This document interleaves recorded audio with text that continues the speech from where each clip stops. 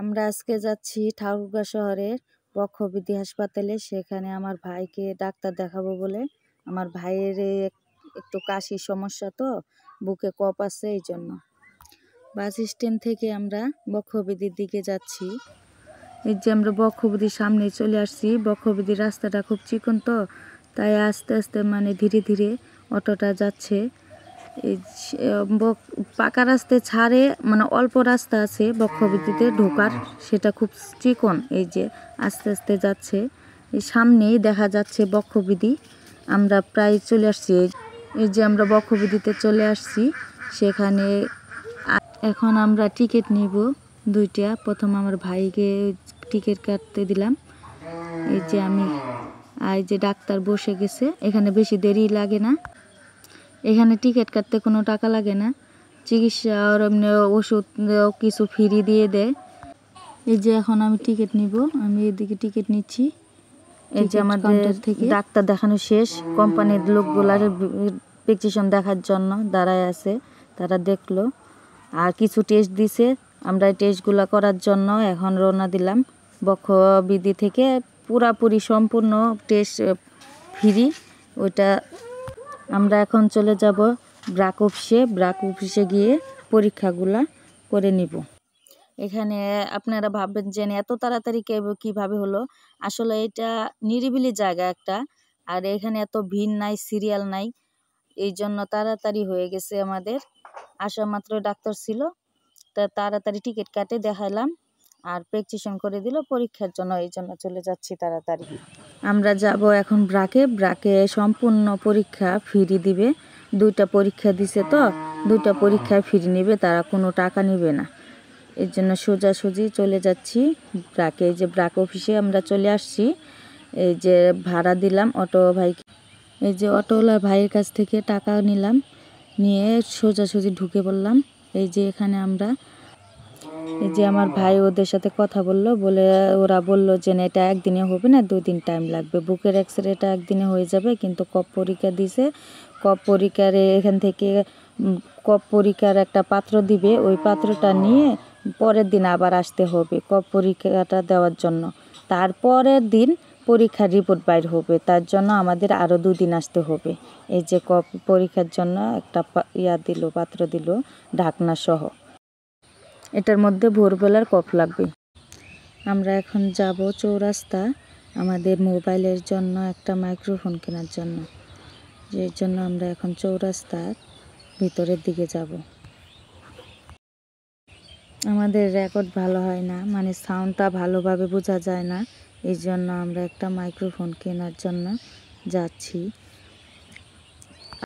আমার ভাই বলল যে একটা দোকান আছে তার পরিচিত, সেখানে পাইকারি রেটে নাকি পাওয়া যায়, এই জন্য আমরা সেই দোকানে যাচ্ছি। আমাদের যেতে হবে চৌরাস্তা কালীবাড়ি, সেখানে এগুলোর দোকান আছে পাইকারি রেটের। তাই আমরা সোজা ওই চৌরাস্তায় চলে যাব, কালীবাড়ি, সেটা কালীবাড়ির হাট বলে। এই যে আমরা দোকানে চলে আসছি। এই যে উনি ভাইয়াটা আমাদেরকে সব কিছু দেখায়, বুঝায় দিবে। শেষ পর্যন্ত আমরা 1000 টাকা দামের এটাই নিলাম। শহরে যেহেতু আসছি, এই জন্য আমি সেলাই মেশিনের কিছু জরুরি জিনিসপত্র নিব, তো এই জন্য সেলাই মেশিনের দোকানে চলে আসছি। এখানেও পাইকারি রেটে সব কিছু পাওয়া যায়। আর এই ভাইয়ার দোকান থেকে আমি সব কিছু নেই। আসলে ভাইয়া আবার পানও খাওয়ায়। আজকেও বলতেছে যে পান খাবেন নাকি।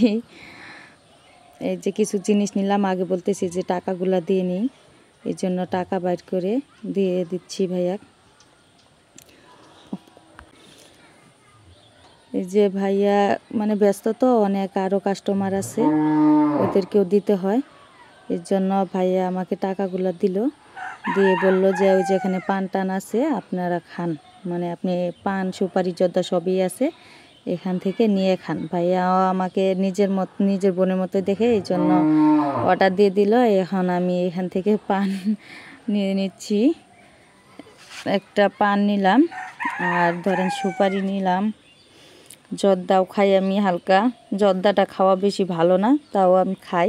আপনার ভাইকেও বললাম খাওয়ার জন্য, উনি খাবেন না, এই জন্য আমি একাই খাচ্ছি। এখান থেকে আমরা ধরেন পান খাওয়া দাওয়া করে মানে পানটা খেয়ে তারপরে আমরা চলে যাব অটো ধরে সোজা বাড়ির দিকে রওনা হব। মানে পানের যারা খায় তাদেরকে ভাত না খাওয়ালে চলে, পানের নাস্তা দিলে ওইটাই বেশি। এখন আমরা অটোতে উঠলাম, আমরা চলে যাব আমার বোনের বাসায়। ঠাকুরগাঁও শহরে আমার বোনের বাসা আছে, সেখানে আমরা কিছুক্ষণ গিয়ে রেস্ট নিব। এই যে দেখেন ঠাকুরগাঁও শহরটা একেবারে নিরিবিলি, কোনো যানজট নাই, কোনো গ্যাঞ্জাম নাই, একেবারে ফাঁকা, শান্তি মতনে যাওয়া আসা করা যায়, খুবই নিরিবিলি, কোনো গ্যাঞ্জাম নাই। এরকম নিরিবিলি কিন্তু পঞ্চগড় শহরও। পঞ্চগড় শহর আমি গেছিলাম তো, তখন দেখলাম যে একেবারে ফাঁকা নিরিবিলি, গ্রামের মতো পঞ্চগড় শহরটা, একেবারে এর চাইতে আরও নিরিবিলি।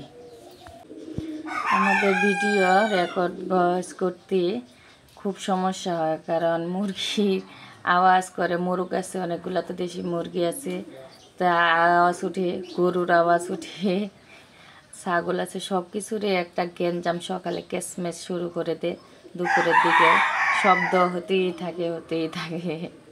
এখন আমরা আমার ছোট বোনের বাড়ির কাছাকাছি চলে আসছি। আমাদের আরও 2 দিন পরে আসতে হবে, এই জন্য আমরা তাড়াতাড়ি চলে যাব।